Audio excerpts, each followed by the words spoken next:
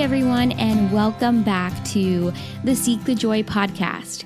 I am so excited about today's episode. Today I am joined by a really good friend of mine. Actually, scratch that, my soul sister, Laurel Galanter. Laurel and I met while we were both at USC when we were joining the same sorority, Alpha Chi Omega, and that was over 6 years ago, but to me, it feels like it was at least 15 years ago. I feel like I have known Laurel for forever. Laurel is a dancer and a choreographer and just an overall really good human. I am really excited to share her story with all of you. To me, Laurel is just the perfect example of someone who took time and really sat with themselves and discovered what it is that she's passionate about. And even more than that, she really is a great representation of what it means to really take care of yourself, and through pressure and ups and downs and hard work, she's been able to persevere and succeed. And of course, there's so much more she wants to do with her career, but she's doing it and she's getting there. And to me, that is really exciting to talk about and to hear and to share with all of you. Before we dive into today's episode, though, I just wanted to take a moment and say thank you. I am just so overwhelmed by the love and support I have received for this podcast. All of my friends and family who have listened and subscribed and shared this podcast with their friends and family and on their social media. It means the world to me. Thank you. Oh my gosh, 2 weeks ago, because by the time this episode comes out, it will be 2 weeks ago, I decided it was time to start telling people about this podcast. And so I slowly started inviting people to like the Facebook page, and the amount of support I have received since doing that, and the text messages and the Facebook posts and people subscribing and listening, I can't tell you just how much it means to me. And if you're listening and you haven't hit subscribe yet in Apple iTunes podcast, the whole app, whatever it is, please go ahead and hit subscribe. And if you have a few minutes, just give it a quick rating and review. The more people who see this podcast, I think the better. I was having a conversation with a friend who shared this podcast on her social media, and we were talking about how I just think these are topics that not enough people talk about. The whole idea of being vulnerable and sharing a piece of yourself. And yeah, this podcast is about joy and finding passion, but it's also about how that's really hard. And we have to go through some incredible ups and downs before we ever get to where it is we want to be. So I am just forever grateful and appreciative for all of you. Thank you for your support of this podcast and of me and of all of my guests. I have no idea where the podcast is going to go, but I am really excited for the next couple of months. I have some really fantastic, cool, amazing, awesome, inspirational people coming on the podcast to talk about their passions and how they found them and joy in their life and the ups and downs and just keeping it real always. I hope these conversations continue to resonate with all of you, and yeah, I'm just excited. So here we go. Here is my conversation with Laurel.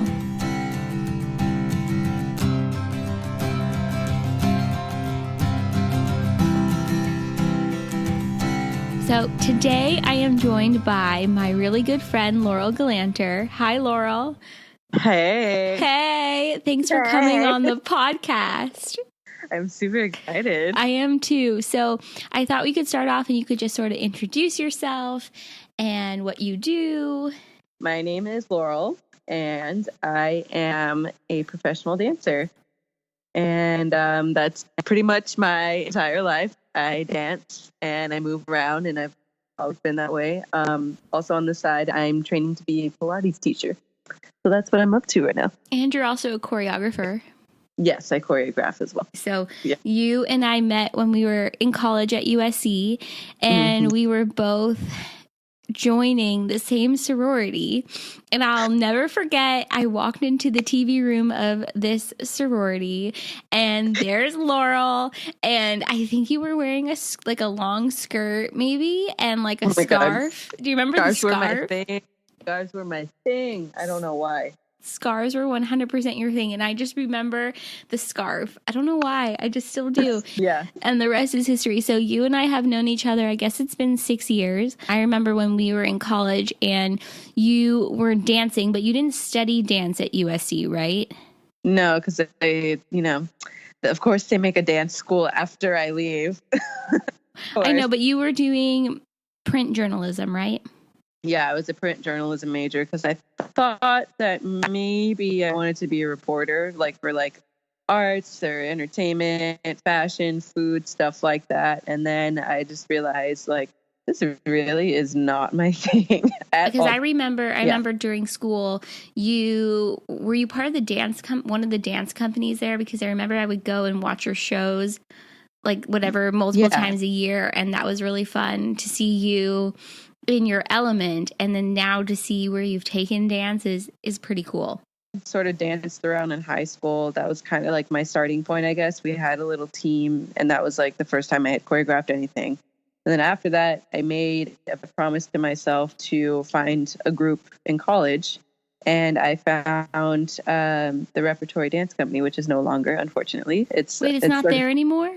No, it's sort of evolved into something else because of the dance school, so it's like that. It's like, I don't know what they call it now, but yeah, so that was the group that I found, and I joined my freshman year, and it was like my first like sort of dance production. And the years after, I took on a more choreographer role as well as being a dancer. And over time, as I sort of like found myself growing as a person and improving in my skills and improving in my leadership skills as well. Like I was a very, very shy person. I didn't really like to take on a leadership role at all in high school. So I've really found my voice there. And from that point, I just kind of knew this is fulfilling, and this is what I want to do for the rest of my life, if I can. Yeah. From the time when you and I met until the time we graduated, and then now where we're at, I feel like you have grown and evolved so much as a person and also as a dancer. And I think you're right. I think the company at USC was sort of like the starting point for you, like where you kind of started taking off. So you've been doing this for a really long time. And obviously you went to USC and you thought you were going to go into journalism, and then you realized that wasn't your path. And I can relate to that on so many different levels too.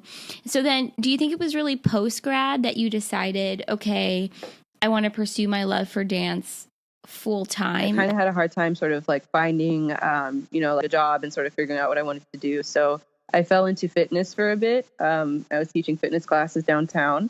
And then I would just sort of go in and out of dancing. It wasn't really consistent. And then I sort of hopped back in 1 month, and I got into this guy's class, and I just he pulled me aside after class, and we were sort of chit-chatting, and he made me feel like, whoa, I'm actually good.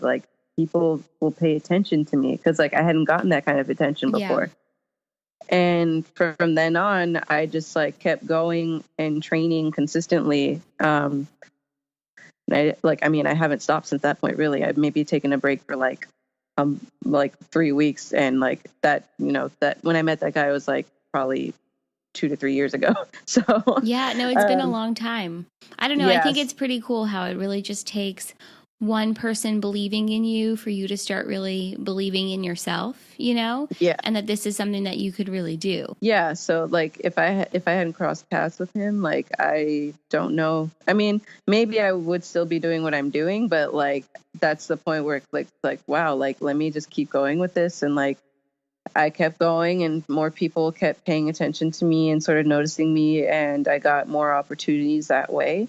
And yeah, it's led to like a lot of cool performance opportunities or like little small gigs here and there. So, okay, speaking of opportunities and gigs and opportunities to have people see you dance, have you had a performance or a video or something that you've done that's been your favorite so far? So my favorite piece that I have made is what they call a concept video. So it's pretty self-explanatory. It's a video with a concept behind it. And I did this like sort of Addams Family theme video, and it was just like sort of like it was like this weird like thing to a hip hop song by Ray Strimard, and it was just like very creative and fun to do. So that's been my favorite so far. Okay, so speaking of choreography, because your favorite piece is one that you've choreographed yourself. Are there big differences between being a dancer and being a choreographer in terms of what you enjoy doing more? Because I obviously don't have a dance background, and I can't dance to save my life. So, for you, what what do you love doing more? I love dancing, and I love dancing.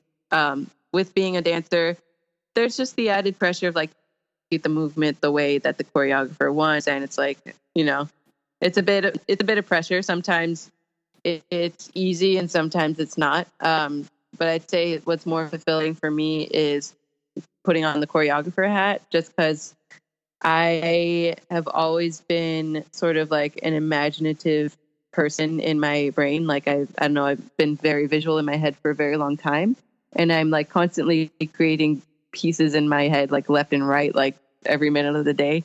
And when one seems like like a good idea, it's really cool to like put it on bodies and see your vision come into real life, and it doesn't live in your head anymore. It's like it's out there. So like that's pretty fulfilling for me. That has to be really cool to see something that you've envisioned come to life. So yeah. I can see why you really enjoy choreography. You get to see your vision play out, which is really cool. So speaking of your imaginative brain, where do you feel the most creative? I've noticed this has been happening to me like forever, but like I've noticed recently, it's like I will create pieces in my head just walking, around downtown where I live, listening to music. And that's where my ideas come. But it's like I kind of have to be careful. I have to pay attention so, I don't get hit by a car. So I can get very Which is lost. important. Yes, get very lost in my head sometimes. Like my most creative space is like sort of walking around, being outside around like people and different energies and just like nature and stuff like that, or as much nature as there is downtown. Yeah, I was gonna say, you live in downtown LA, so there's always a lot going on, but I think you can find a lot of inspiration with all the different types of people that are walking around, and the buildings and the architecture and the noise. I'm sure and I actually, now that you mention that's kind of where you feel the most creative in your pieces and the stuff that you do post on your Instagram, I can sort of see that inspiration. I was going to say this earlier. You are my social media famous friend. I swear you really are, because I remember when you like went over 1,000 Instagram followers, and I was like, dang, okay, all right, I see you, Laurel. Keep doing what you're doing. But that's a lot of work to build up a following and to engage people and get them to see you. Yeah, but still more work to do. I see some of my peers, and they, we're all sort of working on the same level here, but like it's very random. Like one video that they post might hit, and like overnight they become viral, so it's crazy. Yeah. It's like maybe like I have, I guess, a lot of followers to the average person, but then like you look at some of my friends, they got like 40, 100,000, like stuff like that. So it's like, I'm getting there one day. No, but it is a lot of competition, and there are people with like thousands and thousands of followers, and I think half the battle with the industry that you're in is about being seen and getting noticed. And you recently signed with an agency, right? So how was that experience for you, and just getting there and getting that opportunity? So the way I sort of navigated that was I connected with one of my teachers, who's obviously with the agency, and I asked her one day, like, hey, can we just talk about dance? And I didn't go in with the intention of like, hey, can you help me get signed? You know what I mean? Like, she's like a really sort of inspirational woman in dance to me. Like, she's just like so freaking cool. Like, there's no other way to describe her. Like, she's amazing. So I just wanted to sort of like, I don't know, just like talk to her about her life and her experiences and get some input on what I'm doing. And then, I went over to her house and we talked for a couple hours, I think. And then she was like, well, like, I could get you signed tomorrow. You just have to get your stuff together. And I was like, what? Yeah, you didn't expect like, that at all. No, because it's like getting an agent had been this like thing that I had to like climb mountains for. Like, it seemed so out of reach and I didn't know if it was going to happen or like if I should just give up and stuff like that. So like that was the most tangible it had ever been. Like, it's basically sitting right there for me. I just have to like follow through on stuff, which you was did. like, yeah. Like, I would say before that, like, I really had issues following through on things. So I was like, I cannot just like toss this away and be stupid. Like, I need to get it together. So I got some of my materials together. So that's like headshots and like dance reel and stuff like that. And I sent it over to the woman who helped me, and she sent it over to my now agents. And we had a meeting, and it was just kind of like a, hey, let's get to know each other kind of thing. And they went over some of the stuff like paperwork and left me home to think about it. And then, I mean, obviously there wasn't much thought. So I emailed them like immediately. I was like, I love you. Let's get married. Please sign me. So that's basically how it went. And, I think it happened for me in that way because there's a lot of people, I think, in the industry that will sort of cozy up to somebody because they're sort of, lack of a better word, thirsty for the opportunity. Yeah. Or like think that person can do something for them, and that's the only thing that they want from them. And I will just say this, it's like the more real you are and the more yourself you are, and like not like sort of like, acting like a social climber, more or less, like things will come to you, So it's like, that's how it kind of happened. And that was one of those moments where it's like, wow, like that literally just sort of like fell in my lap. I didn't have to like beg or like, be weird about it. I was just like cool with her, like a real person should be, Yeah. Totally. I think there are two things that I sort of, as your friend, take away from that experience. One is walking into a conversation with someone, even though you may have your own agenda and you may want something to come from that interaction or that conversation, but walking into it without any expectations and just being open to whatever would happen as a result. So you had no idea that it would end up with you getting signed. I mean, if anything, you thought maybe she would have good feedback or suggestions or things that you could do to eventually get there. But I think the fact that you didn't have any expectations, I think that probably made all the difference. And then the other thing I was thinking about, which you kind of ended about being real, is like, be your authentic self, be yourself, and I think you are extremely authentic. You make no bones about who you are. And anybody who even just knows you through your social media, I mean, it's all very Laurel. You don't try and act like you're anybody but yourself. I think there's a lot of pressure. There's a lot of pressure in the world, period, regardless of who you are or what you do. There's this expectation that you're supposed to be a certain way or act a certain way, think a certain way, have a certain job, right? Make a certain salary, whatever it might be, look a certain way, whatever.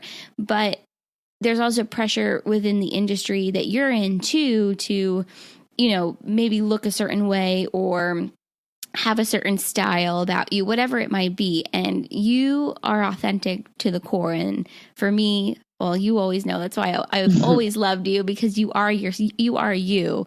I mean, there's no changing that. So I think that had to make all the difference too, for you to get that opportunity. Yeah. And it's certainly helpful, just like in sort of networking with people now too. Like I just go out to events just to sort of talk to people. Like I'm not out to like ask someone to do something for me. I literally just kind of like want to immerse myself in the community and just hang out with people and sort of see what people are up to. And just doing little things like that makes all the difference. It makes you more likable. People want to work with you. People just appreciate people that are humble. Yeah. It's about not having an ego also. Yeah. Totally. Yeah. Unfortunately, I think to some degree, maybe as I sort of up in the ranks over time, I have to have like a slight ego, but it's never going to be one that's going to like, I don't know, make me sort of not myself.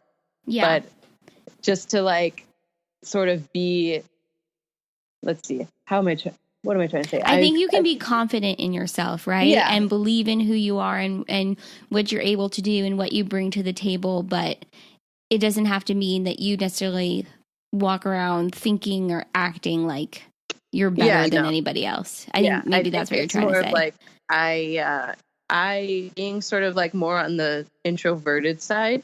Totally. It has worked for me in some regards, but in other regards, I've noticed like maybe sometimes sort of people overlook me. So as I keep building myself to some degree, I have to have a little bit of an ego just to let people know like, hey, I'm here. Yes. That's pretty much it, I agree. So it's like, that's something that I'm working on personally, but it's never an ego. I don't mean it as like, I'm the best around. Everyone No, sucks. definitely not. I'm wonderful. Like, because I'm definitely not the best around at all. Okay. So with everything that we've been talking about with keeping yourself noticeable in the industry and going out there and networking and dancing, and I know you're taking a lot of different classes right now to improve your skills and get yourself out there and moving in maybe different ways that you weren't before. How do you keep yourself grounded? Being in this industry, or like trying to work towards being in the industry for the past couple of years, and like having certain relationships and like, gaining friends, losing friends, taking different classes, sort of falling on my face a lot, and then like growing from there, like that kind of stuff. Dance is sort of like a tumultuous growth journey overall. So it can be very like taxing mentally. Some days you think you're doing great, and then other days you're like, why am I even trying? That person's so much better than me. Yeah. So the way that I keep myself grounded is I definitely listen to my body a lot more now. I kind of have an extreme personality in the sense that I want to like, I don't know, dance like for 6 hours a day. And that's never happened because that's just not physically possible for me. And I've kind of like had to stop myself from like thinking in that way. So I just try to tell myself, like, be realistic. What does your body need? How do you feel right now? Do you even want to dance today? Or are you feeling like two classes maximum? So I kind of think in those terms. And then if I'm having an off day, I go, just sort of like sit at the Ace Hotel rooftop and chill, like drink some coffee or juice, eat some breakfast. Oh my God, how trendy of you. I'm so trendy, aren't I? But that's like one of my favorite things because that's like sort of as close to a little oasis in downtown as I can find. Yeah. Because it's up high, it's away from the streets, it's outdoors, it's bright. It's like very relaxing up there for me. So I do that a lot. Just either I go read, I work on some stuff, or I just literally sit there by myself and chill out. And then I am a huge crystal fan. I think you know that. So I go do... Yes, I do. Yes. I go get Reiki sessions from my friend downtown as well. If I'm just feeling a little bit like, I don't know, not at ease, I go see her and basically take a nap with a bunch of crystals on a table. And it's like the greatest thing ever. And it sort of like re-energizes me and I feel like really good after. So I just sort of do little things like that. Like I either spend alone time and just sort of like check in with myself, or I treat myself to little things like that. Yeah. Okay, so And that's what keeps me sane. So I've been sitting here during this entire conversation holding a rose quartz crystal in my right hand. And so when you were like, I'm a big crystal fan, I was like, yeah, this I know, me too. So can we just talk like a little bit about the Reiki stuff? Like, how has that experience been for you? Oh my God.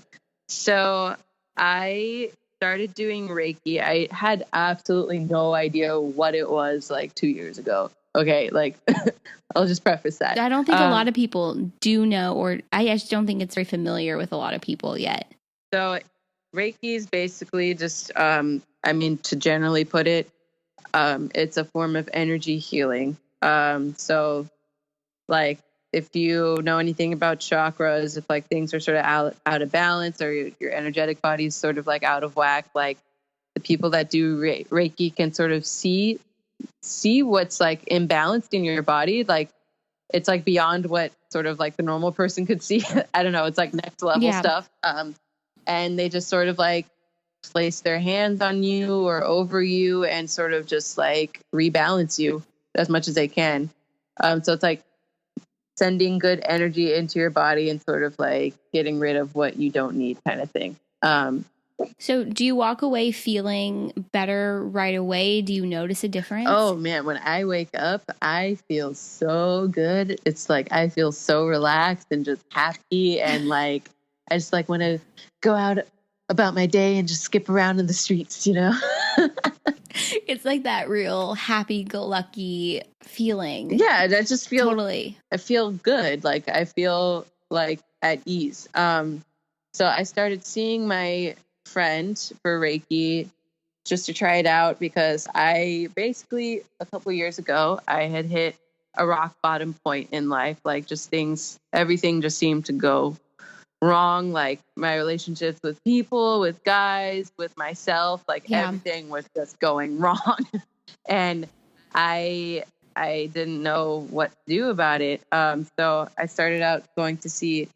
I saw her for a session. I had no idea. Like this is family friend, by the way. I had no idea she like even did this stuff. I feel like a lot of us or a lot of people out there who are really into alternative medicine or homeopathic or energy healing and energy work. I think everyone's in the closet. I'm just going to put that out there. I don't think it's talked about. No, it's like, it's cool stuff. Everyone should do it. Like 100%. Have an open mind at the end of the day. And like, if you don't have an open mind going into it, it's not going to work for you, you know? Mm-hmm, yeah. Like even if you try. So, but me, I'm like, I was at a point where I was like, I'm open to anything. Just someone fix me, please, you know? And it was crazy. Like she did a session on me and like, it took time. Like I didn't feel like wonderful right away because again, I had a lot of sort of like emotional issues that I needed to deal with, on another level. But, like I was like, this is interesting. And it was crazy. Like I started realizing I was sensitive to this kind of stuff. She made me hold this little crystal and sort of gave me a visualization of like the energy of the crystal sort of shooting through my body. And like, I started crying so much, like so much. It's like this little tiny crystal helped me like sort of release this emotional wound that I was holding in for like a really long time. And that's when I realized like, wow, like this actually sort of works for me. So ever since then, I don't need to go see her as frequently as I used to. I sort of like do it as like a little treat here and there. Mm-hmm. Because like now I don't need it as much. But from that point, I started like getting really into crystals and sort of like buying and collecting them and figuring out which ones work for me. Like my favorites are hematite, for instance. I'm really into like the sort of like dark colored stones because they're very grounding for me. Mm-hmm, definitely.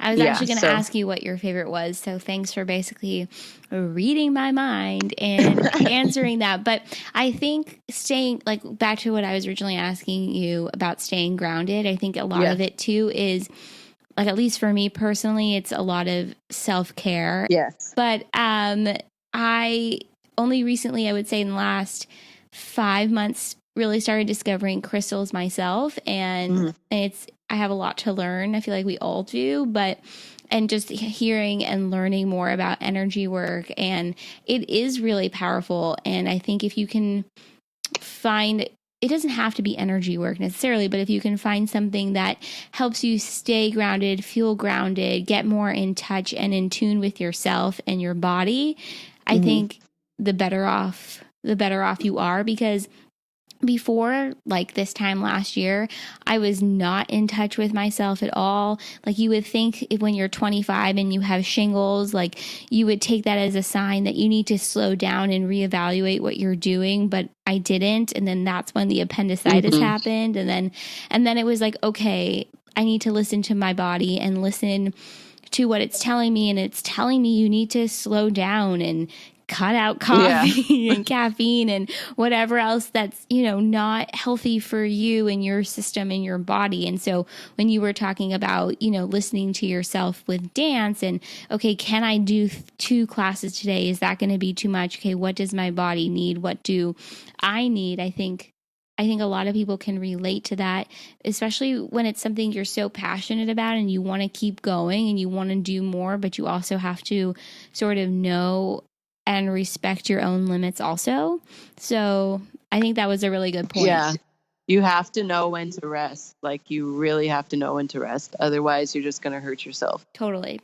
So, okay. So I know that dance for you is a huge source of joy, right? And something that you're really, really passionate about. But how do you find joy in your day-to-day life? Is it through dance? Is it through doing things to take care of yourself? What does that sort of look like for you? I find joy actually in the moments now, like, since dance is more like, I treat it more as a job now. I mean, it's obviously fun. But it's not as much of a release as it used to be, because it's like, okay, like, I have to train and get better now. Like, this is not just for fun, like for giggles anymore.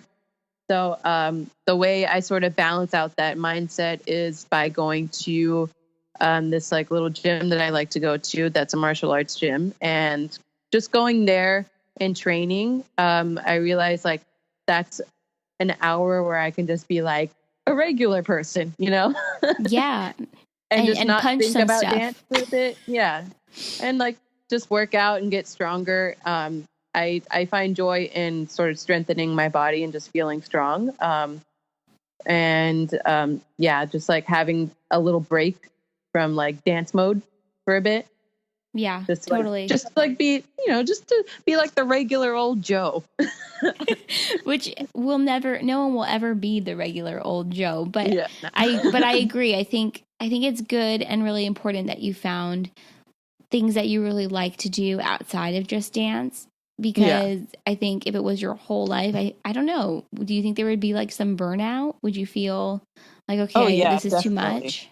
Definitely. And like, I love, like, majority of my friends are also dancers too, but it's like, I don't want to be around dancers all day, every day. I got to have a diverse group of friends, which I do. And it's really important to me. Like, I love my moments where I can go and hang out with my friends from college and go out for a night of fun and like do that, or like go get lunch with somebody I haven't seen in a while.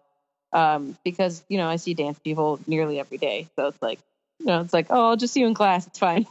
Yeah, no, that's why it's important, I think, to, keep the people around you who get you, right, and who are important to you. Because, like, I know for me, after we graduated and then I went to law school, I obviously met people at law school, but it was still so important to me to maintain the friendships that I had from college, because you certainly didn't go to law school. Our other friends didn't necessarily go to law school. So it was nice to have people who were separate from the thing I was doing day in and day out. And I think it also helps balance you out. And I don't know, you're not talking about only dance or only law school or whatever the subject would be. So I think it's really important to have like a good, strong, solid, caring support system too. I think that really helps. Yeah, like in all aspects, in what you do and then outside of what you do. And then I'll also say this too, like the moments where I'm with my dance friends and we're not just hanging out in rehearsal or dance class, and we can actually like go out and like do something, like get a drink or go get dinner or something. Like those moments too, like bring me a lot of joy, because it's like, okay, we're not just dance friends now, we're like real life friends too. We're real friends now. Yes. Okay, so I'm going to ask you the most important question. Yes. Are you ready? Are you ready? Yeah. What's your favorite color? Oh my God. Okay, so for people who are like, why is this so funny? When we, do you want to tell the story? Or you want me to tell it? Okay, so a long time ago in college, when Sydney, long time ago, you know, we tried to like be cute around guys. We tried really. No, we didn't try that hard. Actually, we didn't try at all. No, we were being silly. We had this little mixer in our sorority house, and this frat came over for like a movie night or something. It was a Christian frat, yes, right? Yes. So it was movies and ice cream. I think it was a movie night. And because I don't, yeah, they didn't do any of the usual fraternity activities. I think that was the thing. Yeah, that's why. Okay, yeah. So it was just a nice little movie night with some ice cream, and Sydney and I were like, "Oh my God, boys are at the house! Whoa, it's crazy!" We like, we went up to some guy, and we were trying to like, you know, chit chat and be social, and we were just. Which, by the way, in college we have grown so much since college, like as human beings, and like the ability to speak. Anyway, continue. We couldn't talk to people in college anyway, especially if they were the opposite sex. 100% accurate, so accurate. So we go up to these guys, right? Yes. And I think I just blurted out, "So what's your favorite color?" It's like, "Oh, nice pickup line, Sydney." And I think he said green, and he was wearing a green sweatshirt. And we just like stood there and laughed, didn't we? And then I walked away, and I think we went upstairs and never came back down again. Or we left. We were over this. God. That's literally, we're going to be 85, and I'm going to be like, "Remember that time I asked that guy what his favorite color was?" Oh, yeah. And I'm going to like fall in my rocking chair. Okay, so back to dance real quick. For someone who is just starting out with wanting to do something that they're passionate about full time, what would be your biggest piece of advice? Consistency is of the utmost importance, and fulfilling, you know, personal goals and promises to yourself. Like this year, I made a pact to myself that I would sort of like put out the ideas in my head and, you know, start pumping out videos or just like doing more things and being more active in the dance community. Because I would always create half thoughts, and then I would never create anything out of that. So I made a promise to myself that you need to follow through on your own personal commitments. And as far as like trying to make it in whatever you're doing, whether it's dance or the arts or something else, like just not giving up. Because it's very easy, especially in my industry, to just kind of like want to like quit, you know? So just staying strong, and staying true to yourself, because people will also just try to say this or that to you along the way. And, you know, some advice people give, you can say like, "Okay, thank you, I'll take that into consideration." Other things you say, "Thank you, but that really doesn't apply to me." So it's like just sort of sticking to your guns and just doing you pretty much, you know? Yeah, I agree. I think like filtering the comments, right? Like taking what's important to you, or like what you can use from what someone says, and then just kind of like discarding the rest. I don't know. I'm listening to you talk, and you have grown so much that when you're talking about following through on your personal commitments, I was like in my head, wow, okay, yes, Laurel has grown, because that has been something I think you've always struggled with, is staying committed. Oh yeah, no, never. And following through. And so I'm giving you a virtual high five, fist bump, hug. Yes, 100%. Okay, so I'm going to close this out by asking you, what is your biggest dream? Oh my God, there's so many. I'll say one. My biggest dream I don't care how old she is by this point. I want to choreograph for Madonna's tour. Oh my God. That would be incredible. She's like, she better still be dancing by the time I get to that point. I mean, she could be on stage with a cane and you'll just figure out like a cane because she needs it to walk. Oh, but yeah, like totally. you could just totally work with that. Yeah, maybe get her kids up on stage or something too. They're pretty good dancers themselves. That would be awesome if that could happen. Right? Oh my God. If that happens, you better hook it up with tickets. Oh yeah, you're like freaking VIP. What are you talking about?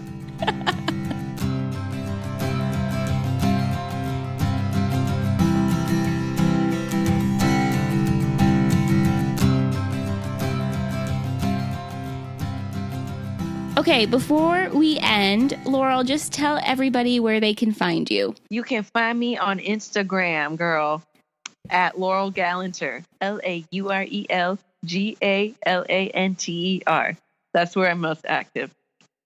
Okay, so everyone go follow Laurel, and I will include all of that information, well, just your Instagram handle, in the show notes for this episode. Yeah. Follow me. Laurel, thank you for coming on my podcast.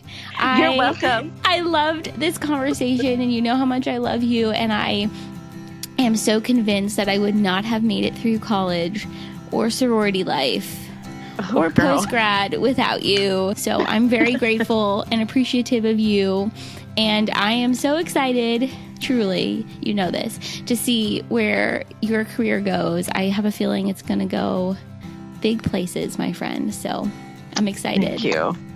Okay. Thank you, girl. Should we end with our Nini boop? Yes. Oh my God. Wait, you have to do it. You have to do it. You're so much better than me. Okay, ready? Okay. Do it. 1, 2, 3. Oh my God, I think that's perfect. I love it. I love it. I love it. I love it. We're so good. We're so good.